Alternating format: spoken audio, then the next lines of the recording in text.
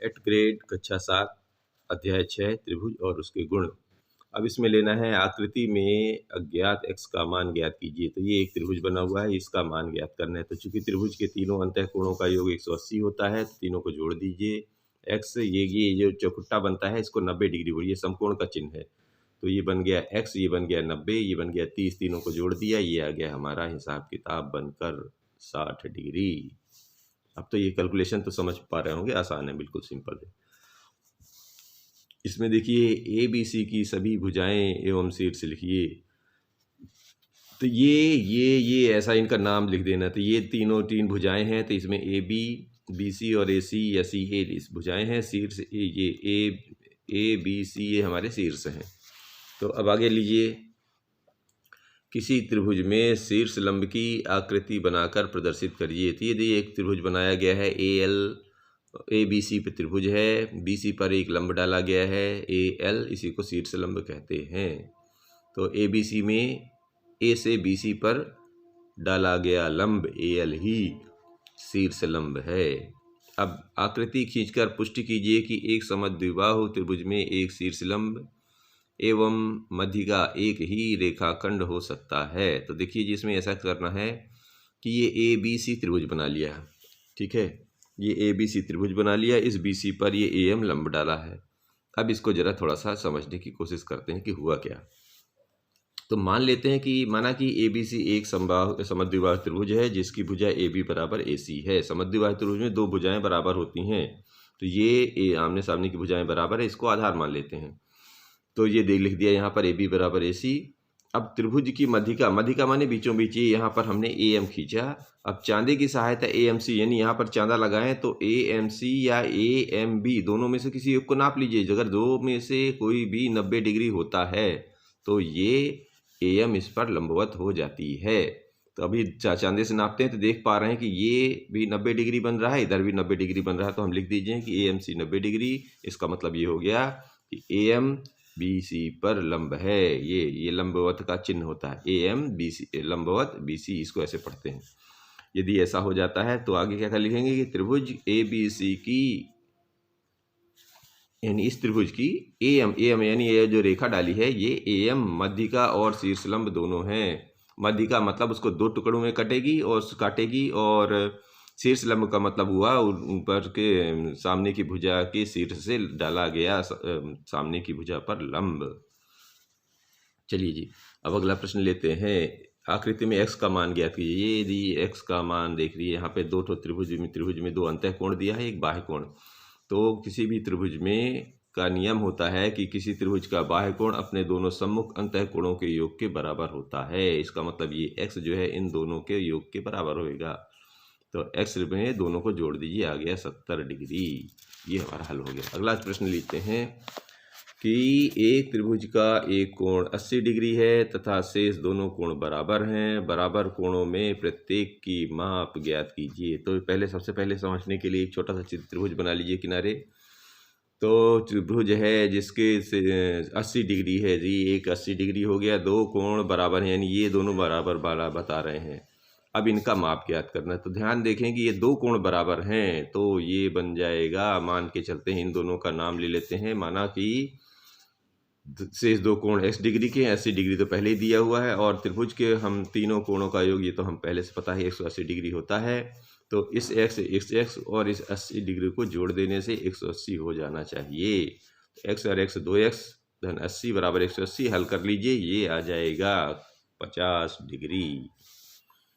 आगे चलिए, किसी त्रिभुज की दो भुजाओं की माप 12 सेंटीमीटर तथा 15 सेंटीमीटर, इसकी तीसरी भुजा की माप किन दो मापों के बीच में होना चाहिए। तो जी चालू करते हैं। इसमें ये समझना है हमें कि कोई भी त्रिभुज होता है, अगर किसी त्रिभुज की अगर दो भुजाएं दी हैं तो उन दोनों को जोड़ दें एक बार और उन्हीं दोनों को आपस में घटा दें, ये मेन कंडीशन होती है। तो यहाँ पर भी यही जोड़ा और घटाया गया है। थोड़ी सी इबारत लिखनी है, यानी जो जैसे 12 15 दिया गया तो एक बार जोड़ के देख लीजिए, और जो आ जाए वो उसका मेन बड़ा परिणाम होगा, और जो दोनों घटाने के बाद जो छोटा आ जाएगा वो निचला इलाका कहलाएगा। मतलब तो और इससे ये पता चला, इससे छोटी यानी जो सबसे छोटा अंक आ गया उससे छोटा नहीं होना चाहिए, और जो बड़ा वाला अंक आ गया उससे बड़ा नहीं होना चाहिए। ये इसकी इबारत लिखनी है। तो चलो शुरू करते हैं। एक त्रिभुज की दो भुजाओं की लंबाइयों का योग तीसरी भुजा की लंबाई से अधिक होता है। तो 12 15 को जोड़ा तो तीसरी भुजा निकल आई, इधर तीसरी 27, तो 27 से इज ग्रेटर देन यानी बड़ा है गया है तीसरी भुजा से। इसको दूसरी भाषा में लिख सकते हैं कि तीसरी भुजा 27 सेंटीमीटर से छोटी होनी चाहिए। अब इन्हीं में से घटाना है, तो पुनः किन्हीं दो भुजाओं की लंबाइयों का अंतर मतलब इन दोनों घटाना है। तीसरी भुजा की लंबाई से कम होता है, तो 15 में से 12 घटा दिया, तो इसका मान तीसरी भुजा से कम आना चाहिए। तो यहाँ पर देख लीजिए जी, 3 आ गया है तीसरी भुजा से छोटा। इसका मतलब ये 3 से वो भुजा 3 सेंटीमीटर से बड़ी होनी चाहिए और 27 सेंटीमीटर से छोटी। तो यहाँ वही चीज़ लिख देना है कि तीसरी भुजा की लंबाई 3 सेंटीमीटर और 27 सेंटीमीटर के बीच में होनी चाहिए।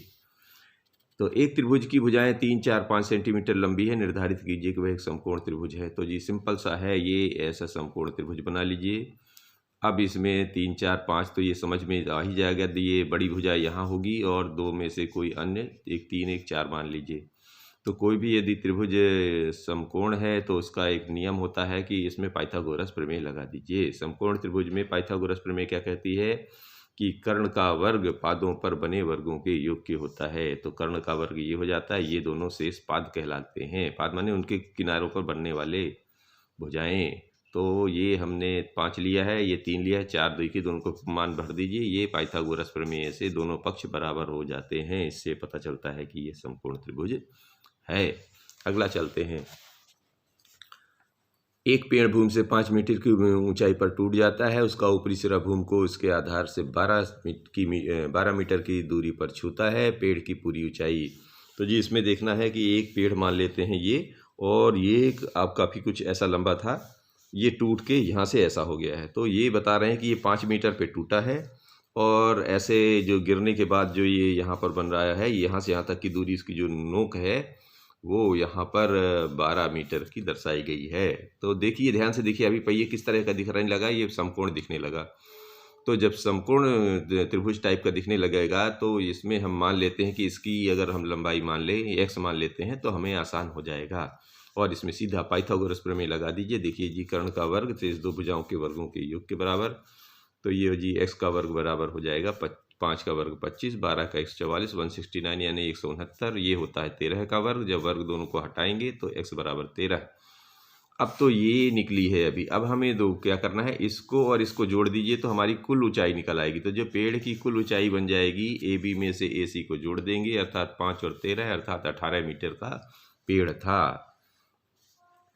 अब अगला प्रश्न है, किसी त्रिभुज के तीनों कोणों में 1, 2, 1 का अनुपात है। त्रिभुज के तीनों कोण ज्ञात कीजिए। तो ये मान के चलते हैं, एक त्रिभुज बना लीजिए, इसमें लीजिए 1 यानी x, उसको 2x मान लीजिए, इसको x मान लीजिए। क्यों? क्योंकि 1, 2, 1 के अनुपात में हो गया।